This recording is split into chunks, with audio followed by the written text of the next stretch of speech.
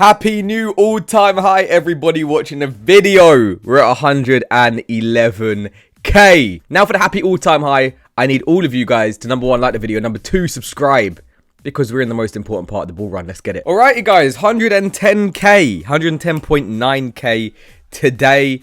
Bitcoin saw an 8% pump over the past 7 days. Past 24 hours are up 4%. Not looking too bad. It is dragging up some of the altcoins that don't want to move with it, right?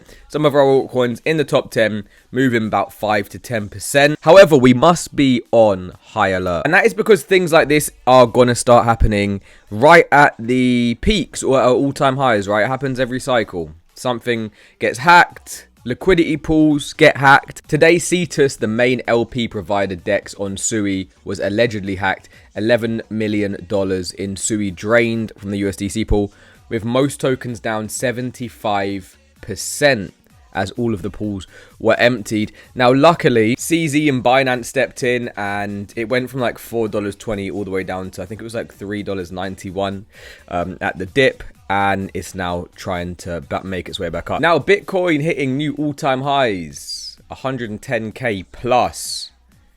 Bitcoin balance on exchanges hitting new all-time lows.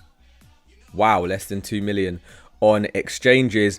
There will be a supply shot that comes soon. Someone in the members club asked today or yesterday, how comes OTC sales don't show up immediately? And that's because these exchanges give a big portion of their balance to market makers to control the price. And when they finally want to show you guys, you know what, we actually are at a all-time low in supply, then they'll let the market makers pump the price. And these are some of the things that we look at on the channel. I know there's going to be a lot of you guys, you hear me say similar things all the time, and I always say to zoom out, right? Because it gives you a better understanding of what is happening in the long term and for like the last portion of the bull run, right?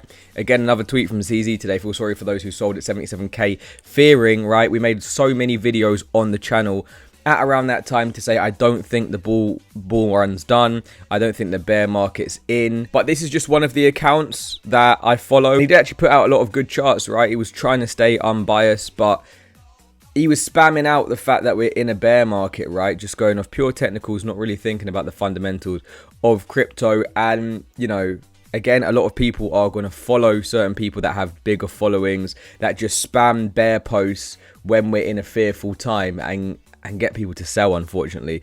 So again, look, not trying to shade or anything like that, but at the end of the day, you guys got to make your own decision. Now we'll look at some of our charts, guys, and this chart today is the global M2 on the weekly overlaid with Bitcoin with a 10-week lag. Now let's see if it can get spot on here. Perfect. I think it's like between a 10 and a 12 week lag, what a lot of people do use. But something that we all need to expect, guys, is a pierce of the all-time highs and then a very sharp pullback before a quick pump up. And you guys can see, especially since the start of 2024, we've been following this one pretty spot on.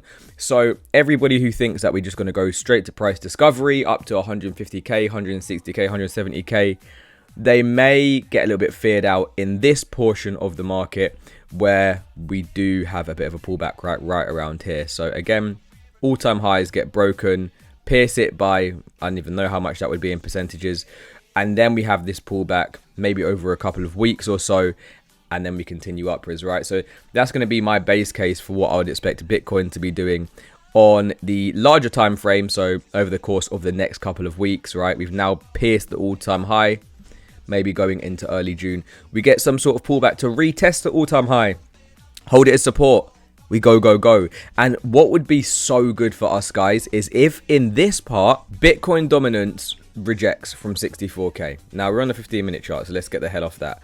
But if we go to the daily and we say, right, Bitcoin dominance has had a super strong push up, and you know what, still looks pretty bullish, to be honest. Maybe, you know, we reject again from around 64%, 65%. In that pullback time, that would be an altcoin window, guys. So if we are to be following the global M2 like a boss, like we have been, then in that pullback in early June, we need to see Bitcoin dominance drop in that pullback window. It's going to let things like ETH go, XRP, maybe Sol, definitely ADA, right? A lot of the large caps are going to have their time to shine in that. So everyone needs to make sure you've got your Bitcoin dominance pair favorited on the chart. But right now on the short-term time frame, Bitcoin is looking pretty good. Probably got a short-term target of around 113k in line with the 618 fib, or the 2618 fib should I say, and this should be our first level of resistance. So again, that might be where we do find that pullback for Bitcoin over the coming weeks. Maybe we blow through it. We're going to have to keep our eyes on the prize over the coming weeks. So again, to make sure you don't miss any updates, click that subscribe button, guys. And happy new all-time high. You guys let me know what coin you want me to cover in the next video. I'm going to see you all tomorrow. Peace.